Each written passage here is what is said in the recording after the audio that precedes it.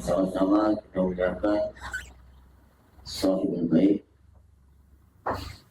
serta seluruh keluarga di tempat ini, juga hormat yang sama kepada seluruh pengurus Propagator Hijrah.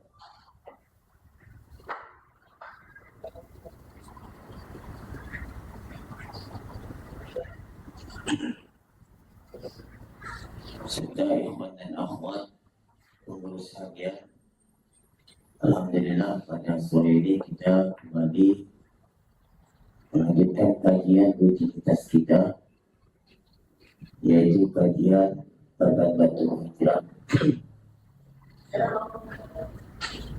Ya, kepada ikhwan dan akhwat, selama mengasuh kajian ini kita sama-sama fokus ya. Diharapkan kita firman supaya kita ada yang singgah nanti di hati kita sehingga dapat kita bawa pulang. Fokus pun kita belum tentu singgah ya, apalagi kita nggak fokus ya. Jadi yang banyak cara depan, kalau ada pertanyaan nanti kita setelah selesai kajian ini kita paparkan. Ini kenapa mungkin suaranya? Kuat. Saya suara kurang.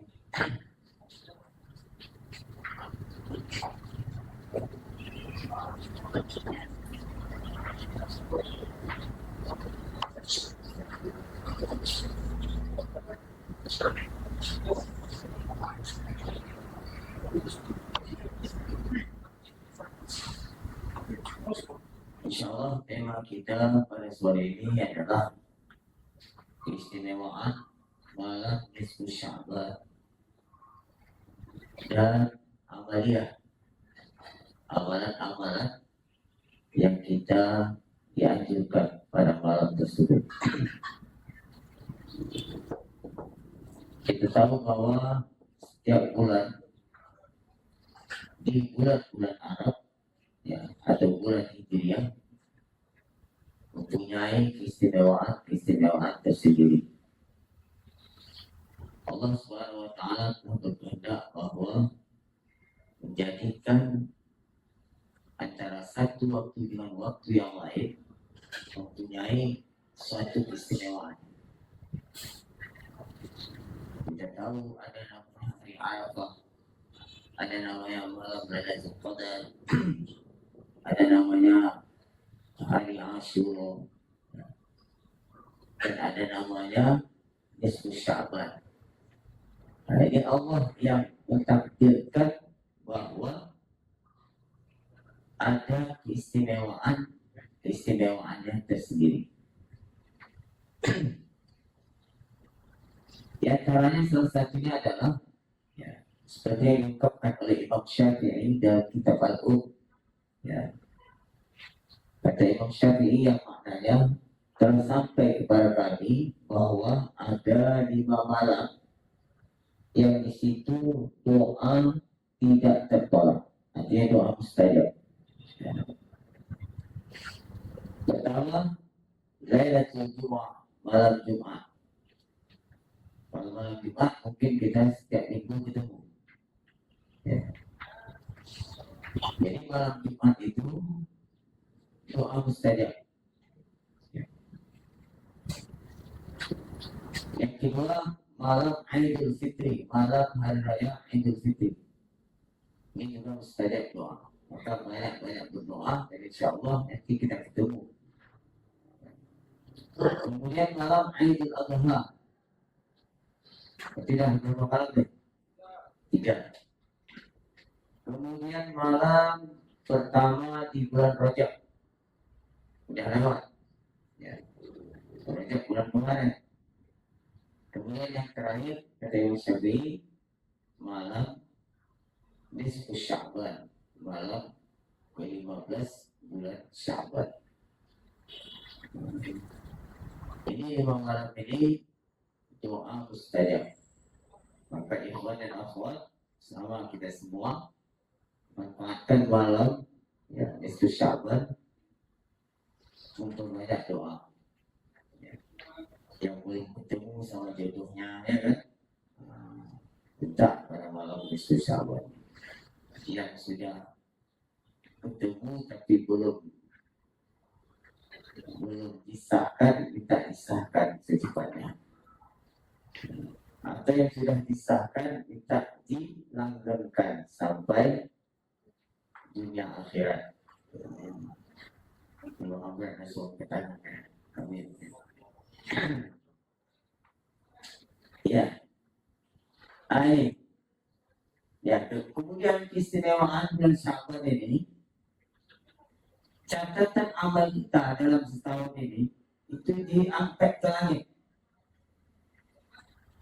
Ya, kenapa diangkat ke langit? Karena langit tempat yang suci. Langit tempat yang tak pernah dibuat sana kemaksiatan.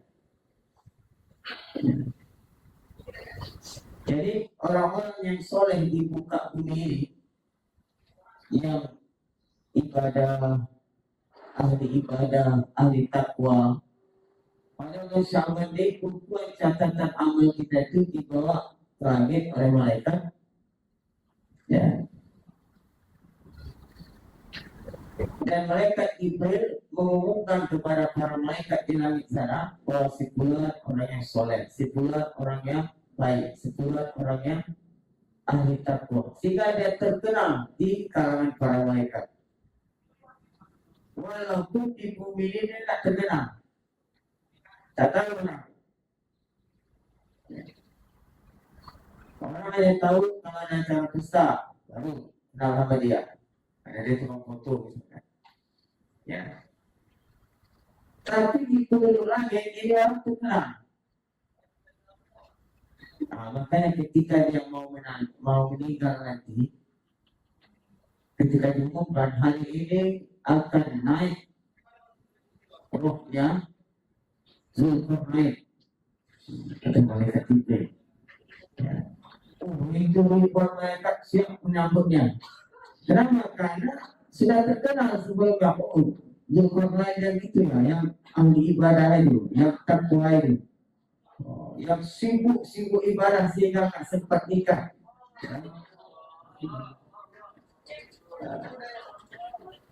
Jadi malaikat senang. Itu yang siap menyambut. Ada yang turun ke rumah orang yang soleh tadi. Malaikat berturunan. Juga malaikat maut turun juga. Jadi sebelum malaikat maut ini mengambil rohnya, dia dihibur oleh malaikat roh itu. Tatanazzalu alaihimul malaikatu alla takhafu wa la tahzanu. Ya. Kata malaikat rahmah ini, wahai waliullah.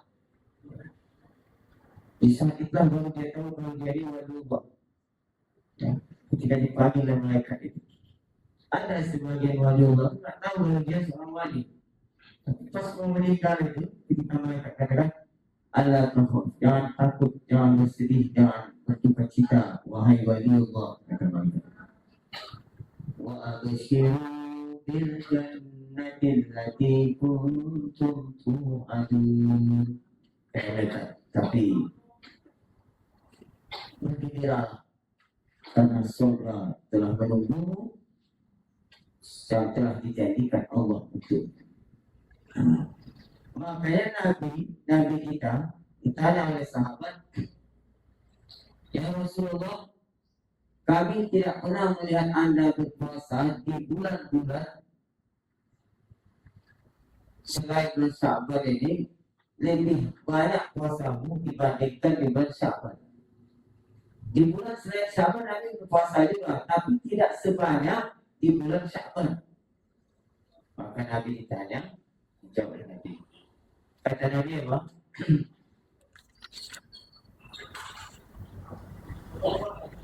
شهر ترفع فيه الأعمال إلى رب العالمين فأحب أن يرفع عمله أنا الصائم Pada bulan Sya'ban ini kata Nabi, bulan yang banyak dilalaikan oleh orang, bulan yang banyak dilupakan oleh orang. Padahal amal catatan kita selama setahun ini diangkat ke langit. Maka saya sangat senang ketika catatan amal saya diangkat ke langit wa ana shaim, dan saya berpuasa. Inilah sebabnya kenapa Nabi banyak berpuasa di bulan Sya'ban dibandingkan dari bulan-bulan yang lain. Yang pertama. Nah, yang kedua, di malam nisfu Sya'ban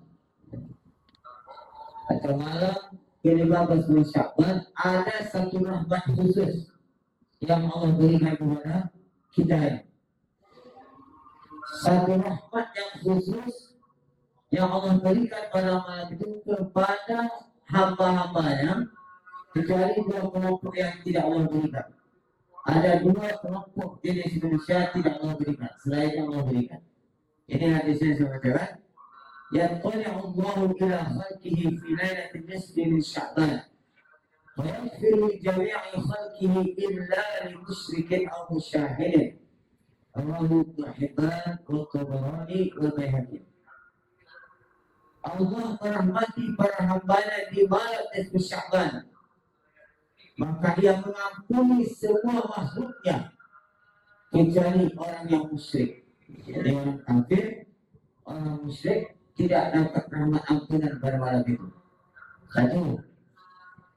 Yang kemudian yang kedua, dan seorang muslim yang ada permusuhan atau kebencian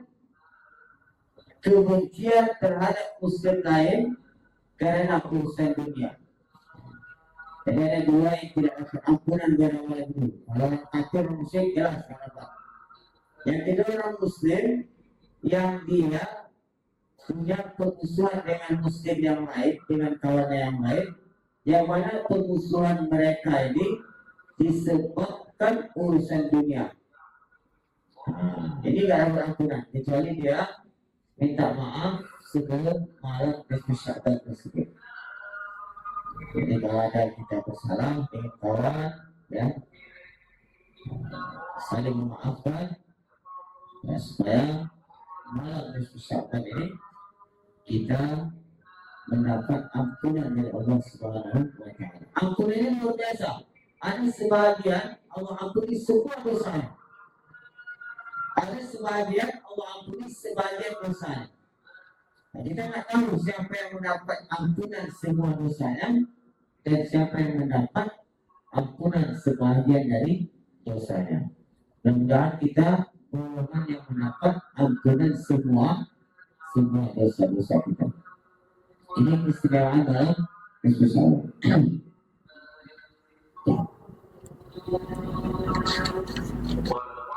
Kemudian dalam hadis disebutkan, idza kana lailatul nisfi min Sya'ban, kalau sudah datang malam pertengahan bulan Sya'ban, faqumu lailaha, kata Nabi, hidupkanlah malamnya.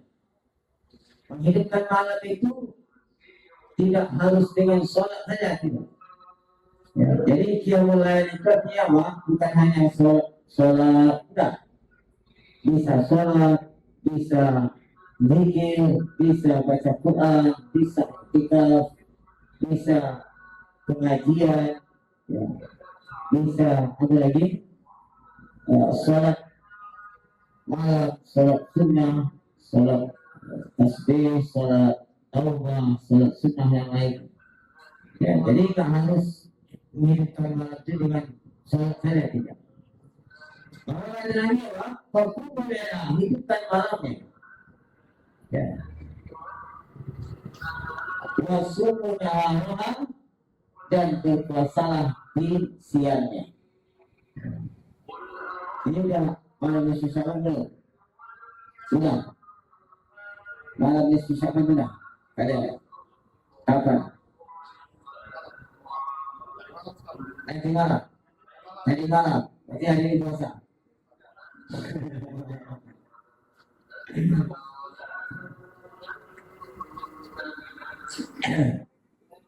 Ya, kata Nabi, puasa di siangnya, siangnya di maksudnya, dan hidupkan tadi malam. Tadi malam hidup apa enggak? Kalau hidup, hidupkan dari mana? Hidup.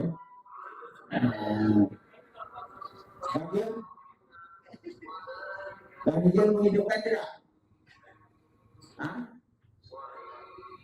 Nah, itu kata Nabi, hidupkan malamnya dan berpuasa di siang. Ya.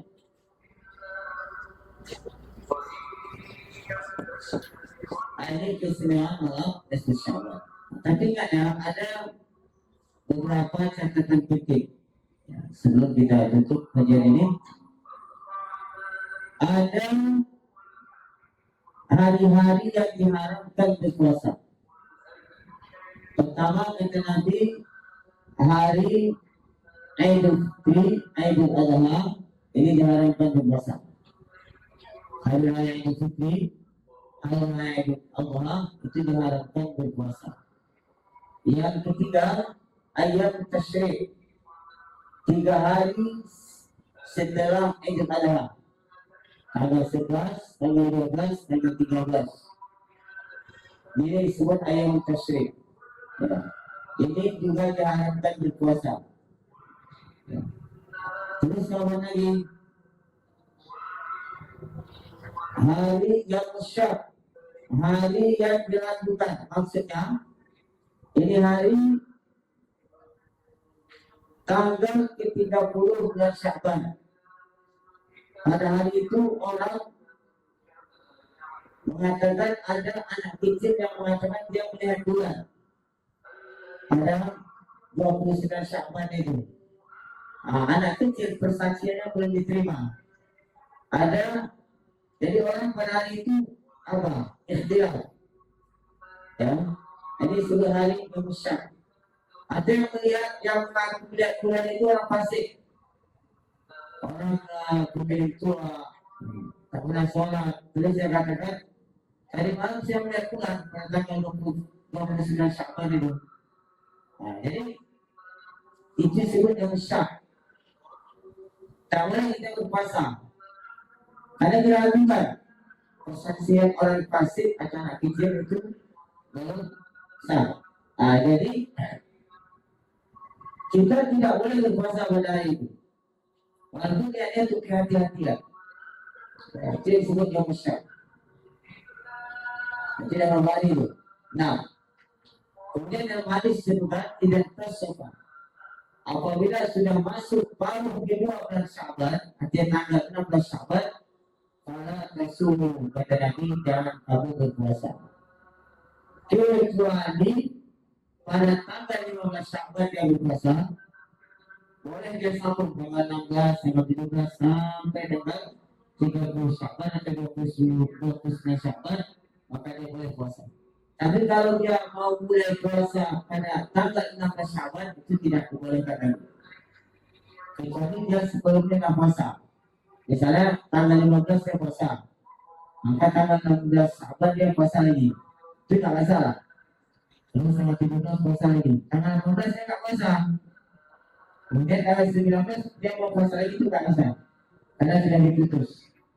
Ada yang maksud dalam hadis, kalau sudah masuk paruh kedua bulan Sya'ban, maka jangan kamu berpuasa. Kecuali memang dia sudah mulai dari sebelum tanggal 15 atau sebelum tanggal 16, atau dia punya puasa kodok. Misalnya dia mau mainkan puasa, ya Ramadan kemarin dia ada meninggalkan puasa 6 misalnya karena besok bulan, ya bagi perempuan.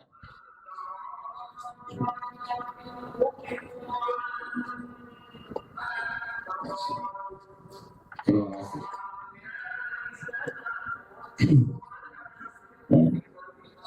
Ramadan kemarin dia punya utang puasa 6 hari, ya.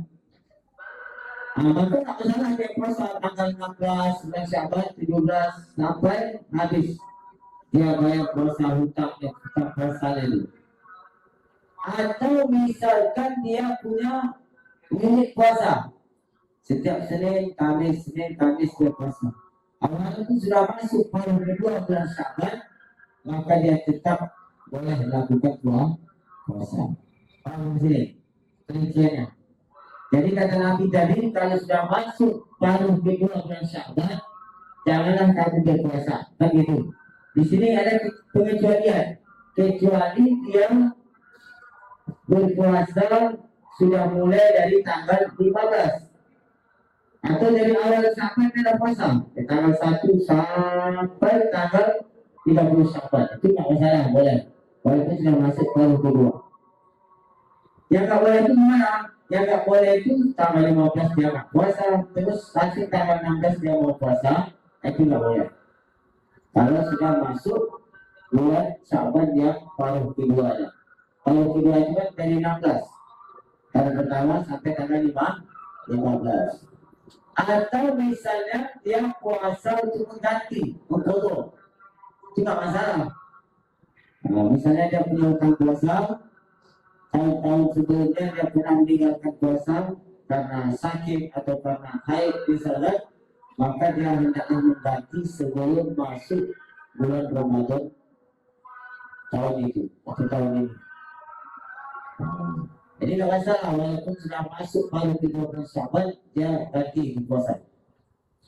Atau misalkan puasa nazar, misalnya dia bernazar, kalau saya sehat dari sakit ini maka saya puasa 5 hari misalnya. Sehat, pas puasa sehat itu di paruh kedua bulan Syawal, nggak masalah dia puasa. Atau misalnya dia puasa wirid, dia setiap Senin Kamis puasa, Senin Kamis puasa, nggak masalah walaupun sudah masuk paruh kedua bulan Syawal, tempat pada hari Seninnya dia puasa, tempat pada Hamisnya dia berpuasa. Nah, kemudian catatan penting yang terakhir, ya, Allah Subhanahu Wa Taala Maha mentakdirkan segala sesuatu, ya, Maha menetapkan segala sesuatu. Jadi apa namanya, ketetapan Allah, takdir Allah itu tidak bisa berubah. Tidak bisa berubah dengan doa, tidak bisa berubah dengan sedekah, tidak bisa berubah dengan doanya walaupun di dalam nisfu Sya'ban. Ini yang perlu kita luruskan. Terus ada sebagian orang katakan, kata dia takdir Allah bisa berubah kalau kita berdoa di dalam nisfu Sya'ban itu. Ini pendapat atau fatwa yang salah, yang harus yang wajib kita luruskan. Allah tidak berubah ketentuannya, Allah tidak berubah takdirnya. Ya. Tapi kita malah nisfu Sya'ban itu minta banyak umur. Kan umur kita sudah ditetapkan oleh Allah. Untuk minta rezeki, minta keluasan rezeki, kan rezeki kita kan sudah ditetapkan oleh Allah. Kan gitu. Nah, ini maksudnya apa? Ketentuan itu tidak berubah. Kalau Allah sudah tetapkan umur makhluk 60 tahun, ya tak bisa nambah lagi. 60 tahun berat. Mau dia sakit, mau dia sehat, mau dia lagi tidur, mau dia lagi makan, kalau memang itu sudah waktunya berangkat.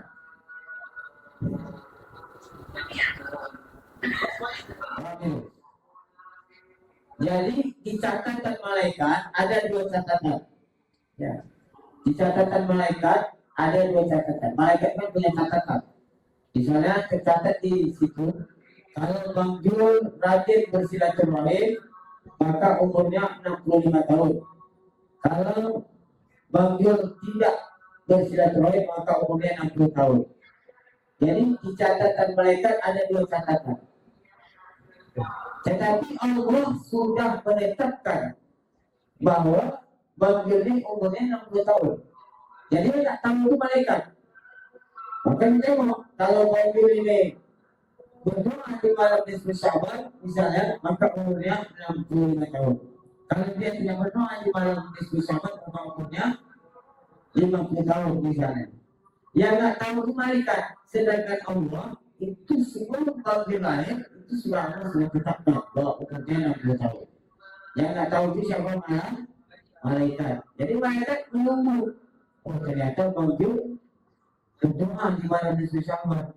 Nah, maka yang 50 tahun ini dicoret, yang dipakai yang 60 tahun. Itu maksudnya, maksud dalam hadis itu doa yarudul qulub. Ya. Bukan arti doa bentuk tadi berubah.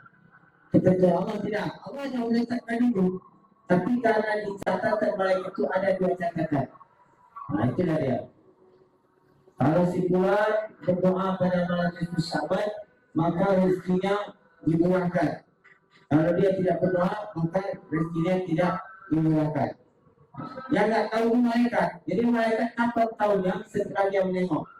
Setelah dia melihat, oh ternyata si bulan berdoa. Maka dari situ malaikat tetapkan yang dipakai yang ini dan yang itu. Sedangkan Allah Subhanahu azab sebelum kita diciptakan, sebelum dunia diciptakan, Allah sudah menetapkan umur kita, rezeki kita, ajal kita, bahkan jodoh kita pun sudah ditetapkan. Jadi ada sebulan itu tak nikah sampai mati, ya tak jodoh tak ada di dunia, tapi di akhirat dia pasti nikah. Di surga dia pasti punya istri, karena tidak ada di surga itu yang jomblo ada, janda ada. Seandainya pun suami dia kafir, mati jalan kafir dan istrinya muslim, nanti di surga dia dinikahkan dengan laki-laki yang penduduk surga itu. Seperti Firaun.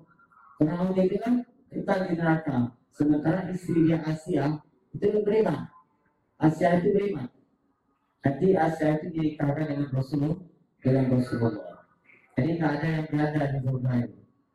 Begitu juga nggak ada yang tidak. Ya.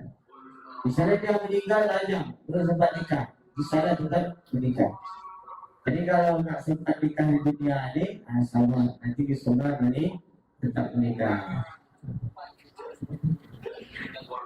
Ya, Inna Allah Mas-Masuli. Pertolongan Allah manjur tetap bersama orang-orang yang insya-Allah. Ya, jadi takdir Allah, ketetapan Allah tidak berubah. Tidak bisa berubah dengan sedekah, tidak bisa berubah dengan doanya, tidak bisa berubah. Karena seandainya bisa berubah dengan doa, maka berubahlah. Dulu Nabi itu pernah meminta beberapa permintaan permohonan kepada Allah. Pertama, Nabi memohon bahwa umat Islam ini tidak akan bisa dikalahkan oleh umat Muslim di doa Nabi. Dan itu diterima oleh Allah. Ada satu doa Nabi tidak diterima. Apa itu? Nabi memohon jangan jadikan sesama umat Islam ini bertengkar, berperang atau berkelahi. Dan doa ini yang tidak diterima oleh Allah, tertolak. Maka disebutkan dalam hadis qudsi ya Muhammad inni idza qadaitu qudu'an fa innahu la yu'ad. Kalau aku sudah menetapkan, maka tidak akan bisa tertolak, tidak akan bisa berubah. Karena kita tidak tahu apa takdir pada diri kita ini, makanya kita tetap berusaha menjadi berbuat yang baik. Kita nggak tahu. Karena keinginan kita seperti ini, ternyata yang kita dapat seperti itu. Kan gitu. Kita inginnya yang ini, tapi yang dapat kita itu. Berarti apa? Keinginan kita tidak sesuai dengan apa yang Allah takdirkan. Maka kita harus terima. Ya, seorang mukmin dia harus taslim. Makanya Muslim itu apa itu Muslim? Tunduk. Rela menerima patuh dengan apa yang Allah tetapkan untuknya.